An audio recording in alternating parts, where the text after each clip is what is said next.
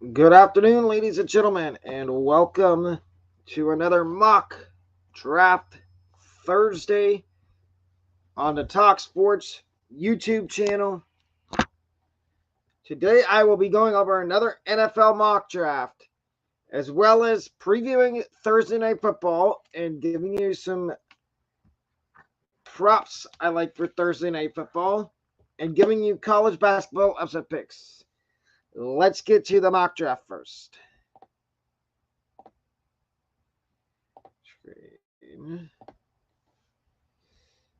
Enter, start. So the Bears at number 1. Again, I do not have them going quarterback. I think they go wide receiver, and they take Marvin Harrison Jr. At number 2,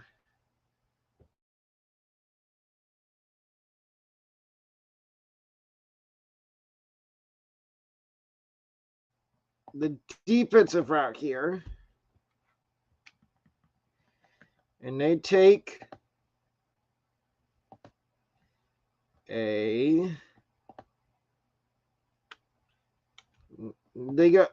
I think they go offensive line, and this is where Alufashanu comes off the board.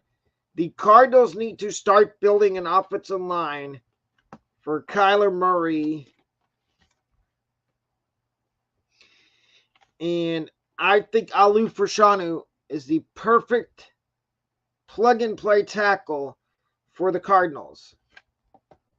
At number 3, I have the Patriots taking a quarterback.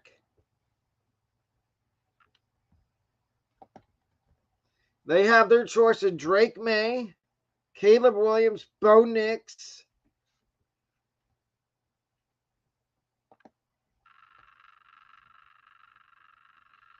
and I have them taking Drake May out of North Carolina. I think Drake May would fit perfect in the Bill Belichick system if he is still the head coach in New England in 2024, which I think he will be, even though there's conflicting reports that they may mutually part ways with Belichick, and Belichick may go upstairs and become a front office, part of the front office for New England. But I think if he's still the coach, they take Drake May here at 3. At 4, so the Bears are back on the board. They took Marvin Harrison, number 1. Now, call me crazy, but again, interior offensive line, I think they do take an offensive lineman. I think they take Joe Alt out of Notre Dame. And here's my reasoning. They need offensive line. I think no matter who the new coach is, if it's still Eberflus and he's still the offensive coordinator in the next year, I think they stick. I think they give Justin Fields a one more season, because they have to come up with a choice on his 5th-year option. And you saw at number 1, I had them taking Marvin Harrison. So imagine that the wide receiver core, Marvin Harrison Jr. and DJ Moore. And then at number 4, you get one of your starting tackles, and Joe Alt. I like this pick for Chicago.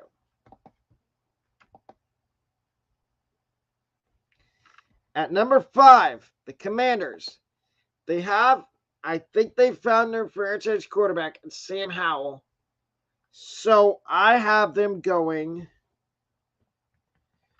with a offensive lineman here at number 5, and that's going to be Talis Fawanga. out of Tyrese Belunga out of Oregon State. I think this is the perfect spot for Fawanga. Because, like I said, the Commanders, they need an offensive line. They have a whole new regime probably coming in with new ownership. And I think they want to take an offensive lineman because I'll give you the stats. Sam Howell is the most sacked QB in the NFL this year. And if you want to save him and have him get sacked every down, you need to take an offensive lineman. And unless they address it in the offseason and free agency, I think they take an offensive lineman in the draft. And I think it might be Tyrese Fawanga out of Oregon State. At number 6, the Giants, they take a quarterback. I think the Giants take a QB here. And I think they take Caleb Williams out of USC. And I'll tell you why. I think Caleb Williams can sit a year behind Daniel Jones and learn the offense. And you can get out of Daniel Jones' contract after next year. And that is when Caleb Williams takes over. At number 7, I see Brock Bowers staring at me here at number 7. As a Buccaneers fan, do the Buccaneers take another tight end? They tried it a few years ago with O.J. Howard, and we saw how that worked. I love Kate Otten. They need tight end, running back, QB, guard, center, edge, linebacker, corner. I have a suspicion that Mike Evans will not be coming back to the Bucs. So I'm going to take wide receiver.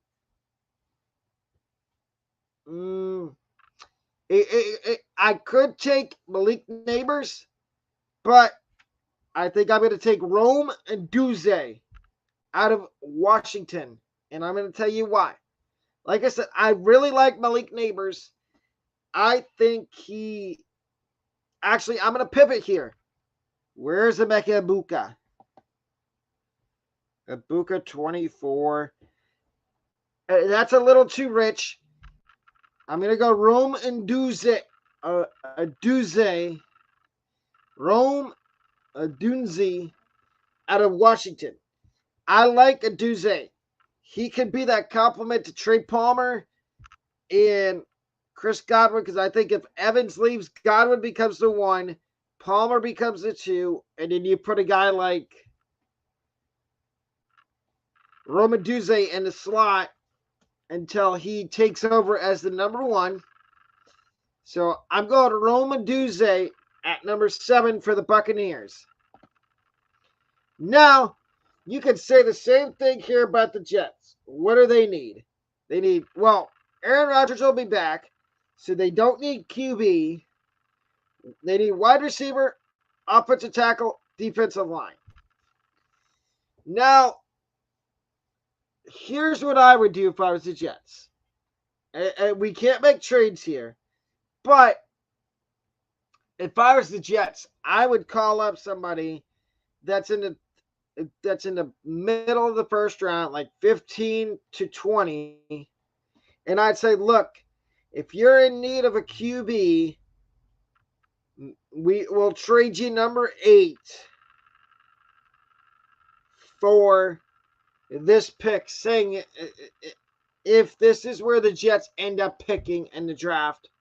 But if they stick here because they didn't finish the season well and Rodgers didn't come back this year, which I don't think he will because I think they're out of the playoff race, which is a shame. I had them finishing behind Buffalo in the AFC East before the season started. But with the Jets on the clock here, this is where I think the Jets take Malik Neighbors. They need another wide receiver to complement Garrett Wilson. I don't care what you guys say. I mean, Alan Lazard, serviceable wide receiver. Corey Davis is gone. They traded McCole Hardman. I think they take Malik Neighbors out of LSU here to be the number 2 to Garrett Wilson. To be the number 2 receiver behind Garrett Wilson. Chargers at 9. Running back, receiver, tight end, defensive line, linebacker, corner. I think they will take. This is where my first defensive player comes off the board. And I think it is. I've been flipping these two guys all pre-draft process. Kool-Aid McKinstry and Nate Wiggins. I think Nate Wiggins. Right now, Nate Wiggins is my CB1 in the draft. So I have Nate Wiggins going number 9 to the Chargers. Because they need some young, physical, long, lanky corners. They need help in the secondary.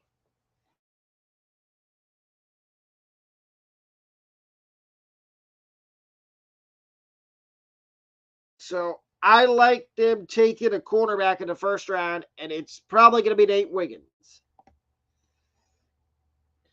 Tennessee, they need wide receiver, offensive line, and defensive back.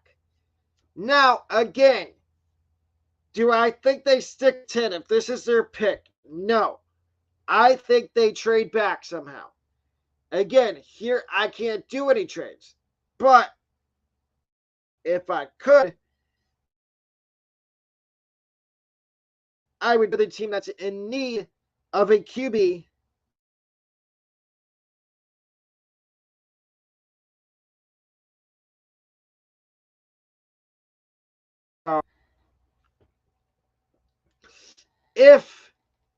If I was the Titans, I would trade back with either the Rams, the Falcons, or the Vikings. But seeing as though I can't make trades, Tennessee's here at 10. And like I said, they need wide receiver, offensive line, and defensive back. Is there any O lineman I think that could go inside the top 10 still? I mean, J.C. Latham, Amarius Mims, Graham Barton, Troy Fatanu, Jordan Morgan, Patrick Paul. I like J.C. Latham here. The Titans need offensive line. They took Peter Skoronski last year. He has been really good for them. They need another offensive lineman to protect Will Levis. And he's supposed to go 17th, but I think this might be the spot for J.C. Latham to go. And I just explained why. The Titans need offensive line help badly. Skoronski's good, but what you could do is you could take an offensive lineman now, and then you can take another one in the second round with your second round pick. So I have them going J.C. Latham. Raiders, quarterback, running back, offensive line, defensive line, linebacker. Now, the Raiders need a cornerback to go opposite of Nate Hobbs. And I think I've got the perfect DB for that.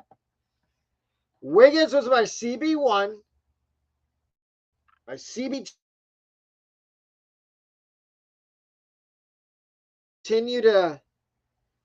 it's going to continue to flip-flop. Because I do watch film on all the guys I give you breakdowns on in these mock drafts. So, with the 11th pick, the Raiders are going to take cornerback Kool-Aid McKinstry out of Alabama.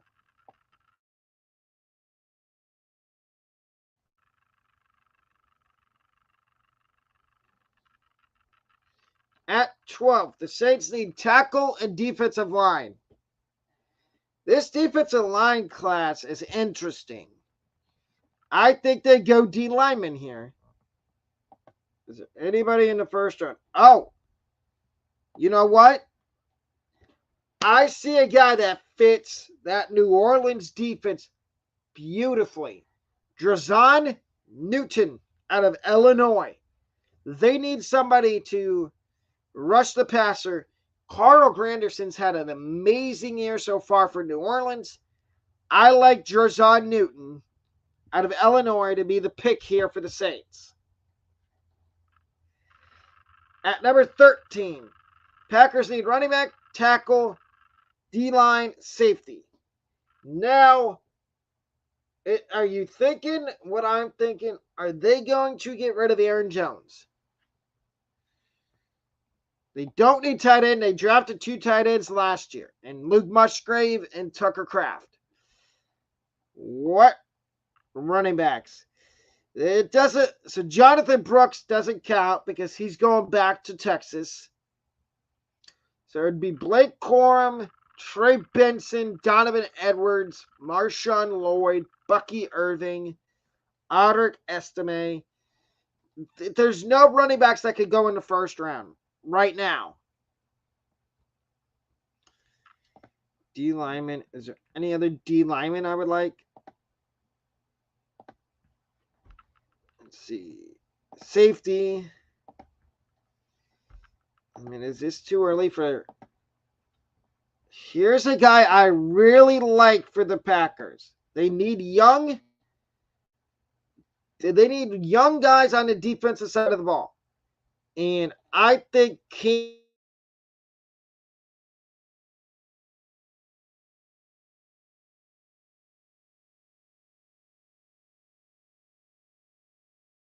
athletic guys in the secondary. And I think safety out of Miami, Cameron Kitchens, ended pick for the Packers.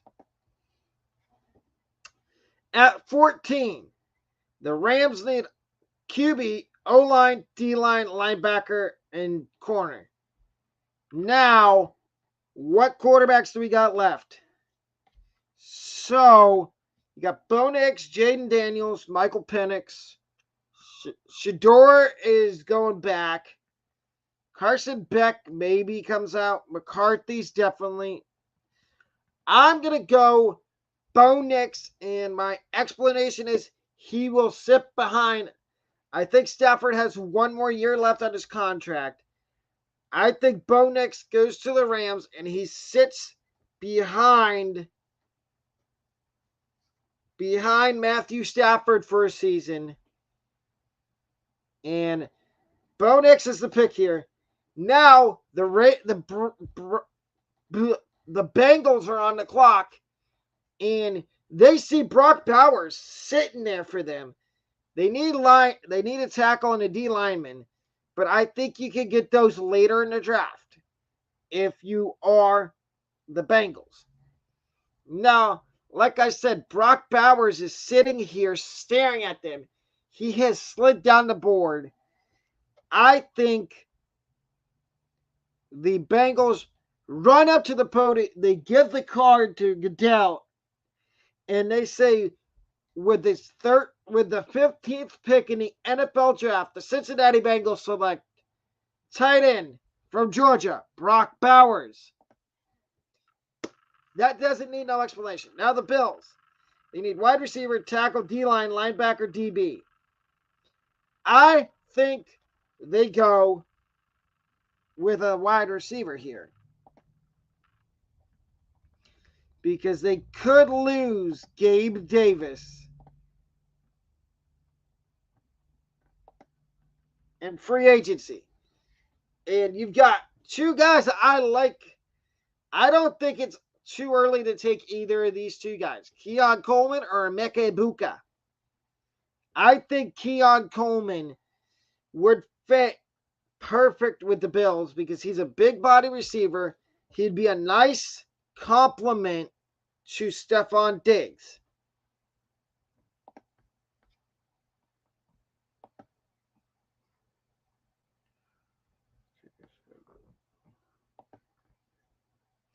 The Cardinals are back on the board at 17.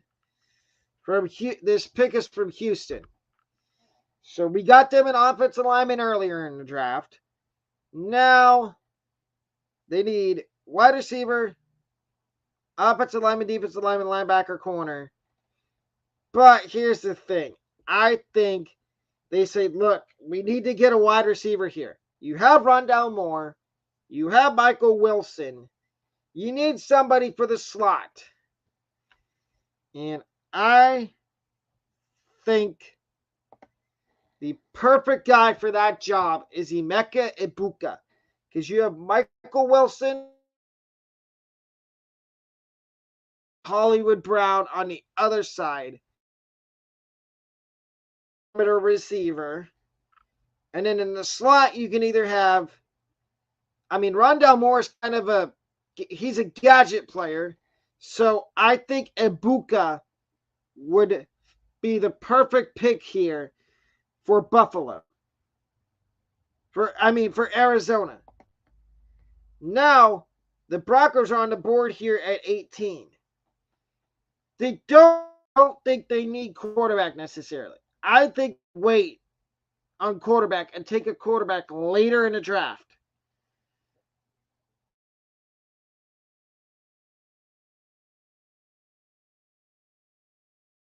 And like this.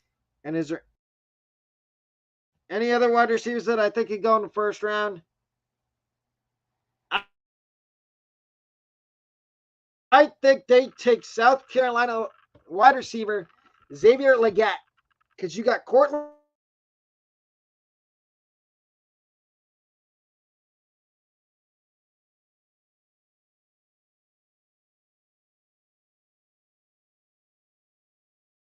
projected to go at the end of the first round.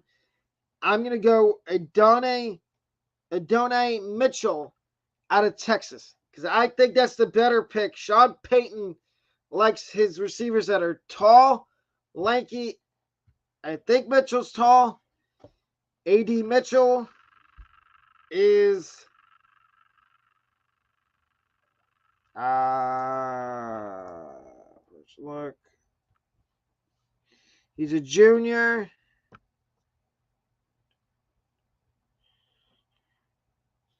It doesn't say what his. I don't need to see comparables. Just trying to look. A.D. Mitchell is the pick. 19. The Falcons. They will take a QB here. And I think it's going to be Jaden Daniels out of LSU. And my reasoning behind it is you see what's going on. I understand there's people out there that think Desmond Ridder is the future at QB for the Falcons. I'm sorry. I don't buy that narrative. I think Jaden Daniels would be the perfect pick for the Falcons.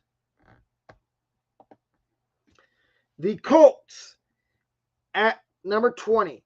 Wide receiver, O-line, D-line, defensive back. I have them taking a wide receiver here. Now, normally I would say Xavier Legette, but let's see. 34, 36, 40. I have them taking Xavier Legette out of South Carolina. They need a wide receiver to come. Michael Pittman's a pending free agent after the season. So this could be a Michael Pittman replacement.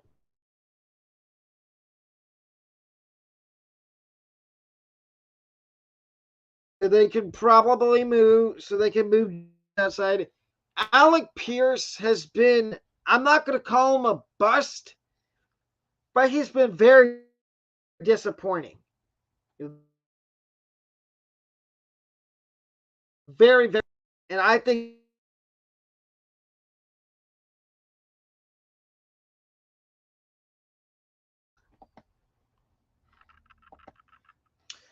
the Vikings at number 21. Quarterback, running back, guard, center, D-line, linebacker, and defensive tackle. DB. DB. Now, Latu is still on the board.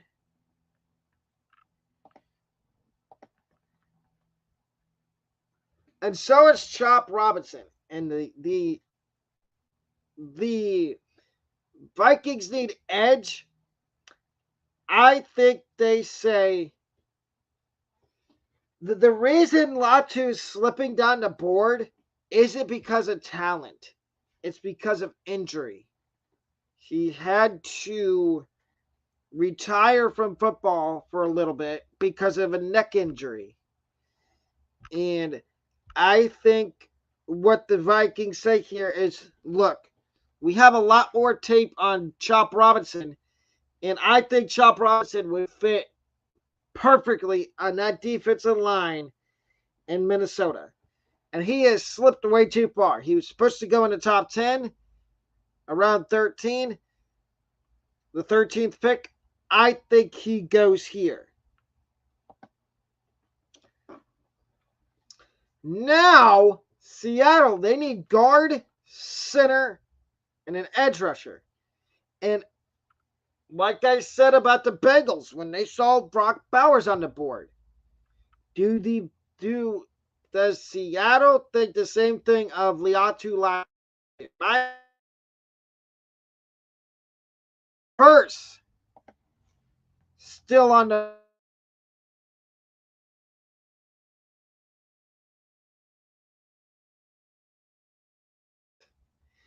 and we wouldn't mind taking him. So I think Jared Verse is going to be the pick here for Seattle.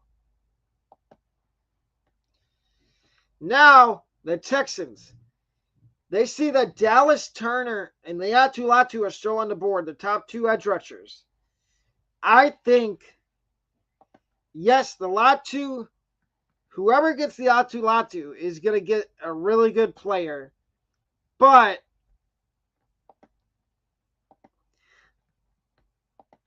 I think they want somebody that's going to produce. Dallas Turner, I think, would be a really good pick for the Texans here because they did take Will Anderson last season. And I think this would be a home run pick for the Texans.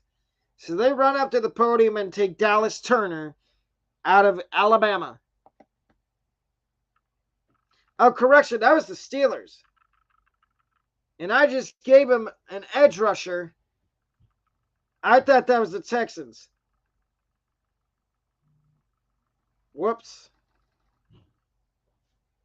Anyway, the Steelers get Dallas Turner. Edge. Because you got Cameron Hayward. I mean, you got Alex Highsmith and TJ Watt. But then you could also you can sub in Dallas Turner as a rotational guy.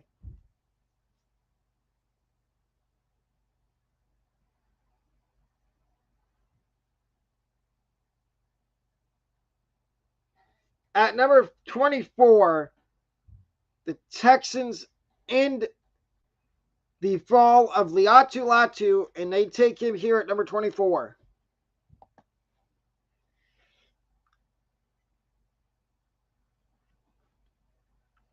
At 25, the Dolphins need offensive line. And Amarius Mims was a guy that was projected to go in the first round. I think in some cases he might. And I think this is where he goes. The Dolphins.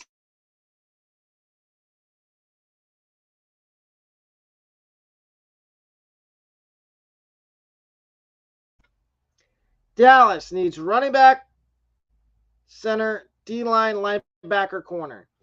Now, we haven't seen a defensive player, a DB, or a safety go off the board in a while. We will now. And I think, I want to say Cooper DeJean, but Cooper DeJean also plays safety. So I like the Cowboys here to take defensive back Kalen King out of Penn State to bookend and be on the other side of the field opposite Trayvon Diggs. You got Trayvon Diggs on one side, and then you got Kalen King on the other. That could be a lethal shutdown 1 and 2 DB 1 and 2, CB 1 and 2 for the foreseeable future. At number 26, the Lions need center, defensive back, D-line, and guard. And interior, there's nobody there. Braylon Trice is on the board. I did say offensive. I think Graham Barton, it says tackle, but I think he projects more as a guard. And I think if he's on the board right here, he is projected to go in the first round. I like Graham Barton going to Detroit here at 27. Now, here's another team that needs offensive line. The Jags. They need guard, center, edge, DB. Now, I think, like I said, this offensive line class is kind of deep. You can get an offensive lineman later in the draft. But they do need edge. And I like Bryce out of Washington here. You've got Trayvon.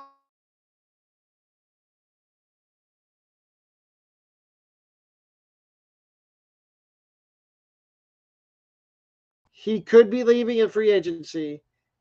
So take that into account. And I think they take Braylon Trice out of Washington.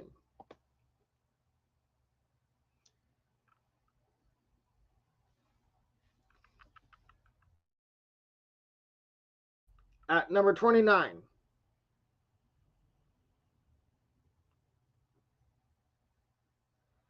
And the Chiefs, what do they need? They need wide receiver and defensive line. So here is where I think the Chiefs need a guy that can become that number one receiver and a number two option in the passing offense behind Travis Kelce.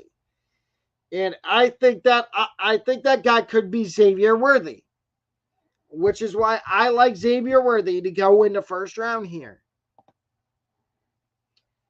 At number 30, the San Francisco 49ers, they need offensive line and corner. And any good offensive tackles left? I don't see any. I just clicked on him again. You know what? I can see the Niners taking Patrick Paul, tackle out of Houston here at number 30, because they do need an offensive lineman, because Trent Williams isn't getting any younger. And I like the pick of Patrick Paul. At number 31, the Ravens need wide receiver, defensive back, and linebacker. No, wide receiver, D-line, and corner. What do we got? So Penix is on the board. They don't need a QB. I think they take defensive back Cooper DeJean, cornerback, out of Iowa. And because they need defense, they need young, talented DBs. Third secondary is not getting any younger. Let's just face it. Geno Stowe's been really good, but you need young guys on the defense. Young, athletic DBs. And Cooper DeJean fits that. You can either play him at safety or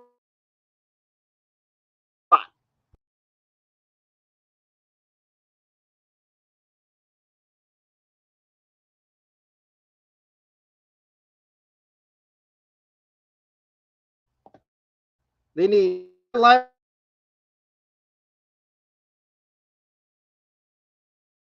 defensive back, and I think a linebacker come up the board. And I think it is Edgerrin Cooper out of Texas A&M. I know he's projected to go in the late second round, early third round, but there's always those guys that have a really good combine that end up sneaking into the first round. And I think Edgerrin Cooper is that guy this year that can slide in to the first round. So I like Edgerrin Cooper here, linebacker out of A&M, to go to the Eagles, because the Eagles do need, one of their big needs is linebacker.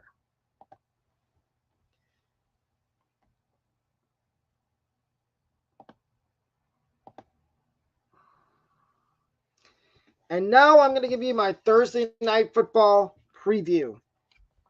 The Thursday night game this week is between the Dallas Cowboys and the Seattle Seahawks. The over-under is 47.5. I like the over here. And normally I'd go, so Dallas is favored by 9.5. I'm taking Seattle plus 9 to cover against Dallas here.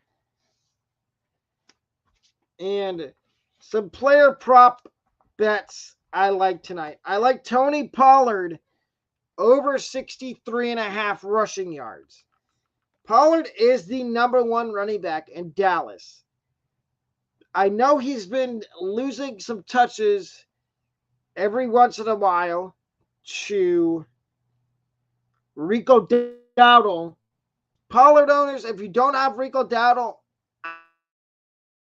stash him on your bench. So if anything happens to Pollard, you have Rico Dowdle. My second one is CeeDee Lamb over 84.5 receiving yards. CeeDee Lamb has been on a heater the last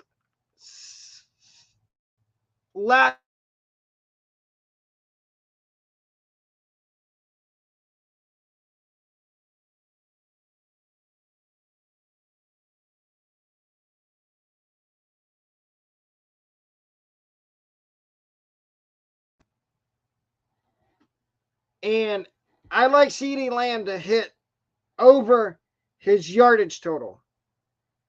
DK Metcalf over 53.5 receiving yards tonight. Michael, and now if you're willing, if you're going to take defense over under, Micah Parsons over 0.75 for a sack.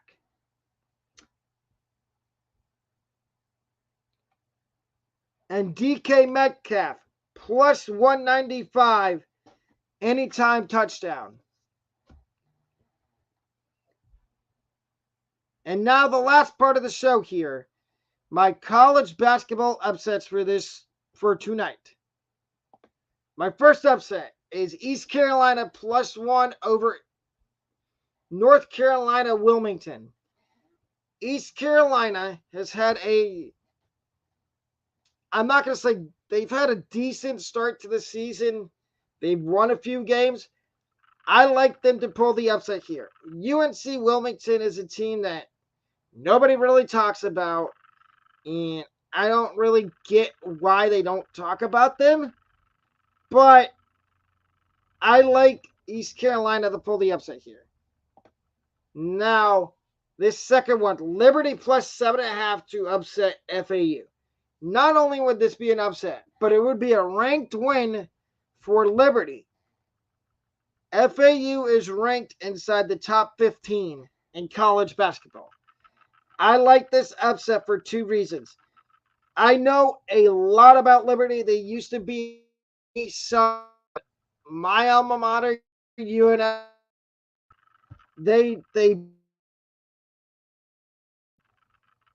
They beat us at least 3 or 4 times. We split split with them twice. We swept them one.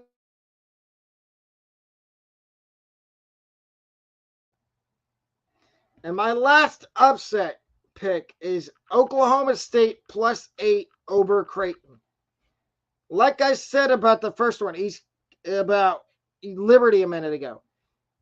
Creighton is a top 25 team, and I like Oklahoma State +8 here to pull the upset. Now, my first cover of tonight's college basketball slate is Texas -19 to cover against Texas State.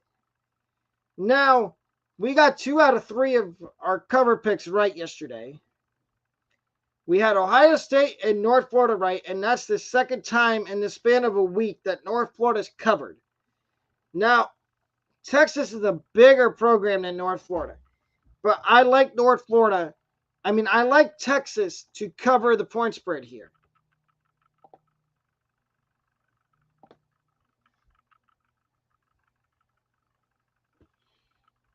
And that should be 19.5. Hold up.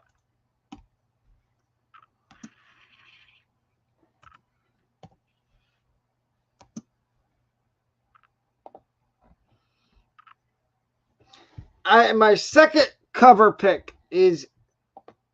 Oh, God. Hold up. We're having issues. There we go. My second cover pick, if I can get it correctly.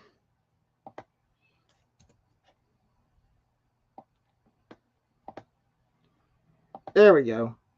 My second cover pick is UCLA -19.5 to cover the point spread against UC Riverside. UCLA is a really good basketball program, and I think they cover the spread here against UC Riverside, who is not particularly good at basketball, but I still like UC. And my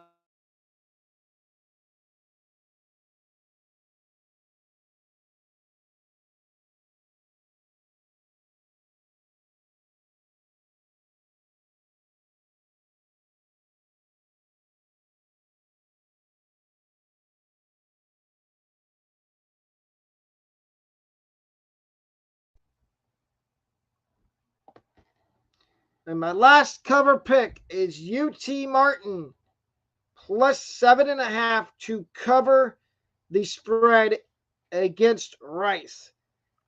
I know a lot. One of my friends that I went to college with is a graduate assistant coach at UT Martin. Shout out Garrett Sams. If this, hallelujah. I like UT Martin here to cover against Rice. And ladies and gentlemen, that will do it for today's stream. I have a few community polls up. Please go and vote on them. If you didn't see the community poll, it's really close on who the NHL franchise mode will be. It's either going to be the Blue Jackets or the Flames. Those are the 2 left. And I also have other community polls up. If you wouldn't mind voting on those 2, it'd be really helpful. But that will do it for me today. I will see you back here again tomorrow for a full episode of college basketball upset picks and other topics on college basketball and some other sports like maybe NHL and maybe the NBA. But that does it for me today. I'm out of here, signing off. If you want to get in touch with me off stream, hit me up on Instagram at Alec Thomas Pequignot 24. Hit me in the DMs and you can ask me your fantasy football questions, betting questions for basketball, whether it be the NBA or the NHL conference championship week for college football. But that'll do it for me today. I'm signing off. I will see y'all tomorrow afternoon at 12 o'clock. Have a great rest of your day. You may see the off-season episode of Falcons franchise today later on. But I'm out. Peace.